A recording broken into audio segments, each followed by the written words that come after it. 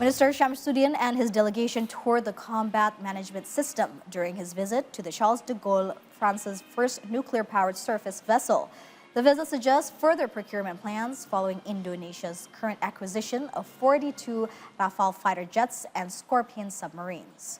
Indonesian Defense Minister Sjafrie Sjamsoeddin and his counterpart Sébastien Lecornu agreed to strengthen defense cooperation, notably by improving the French language skill of Indonesian military personnel.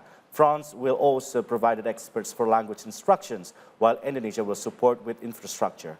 Furthermore, this visit reflects the close and growing relationship between Indonesia and France.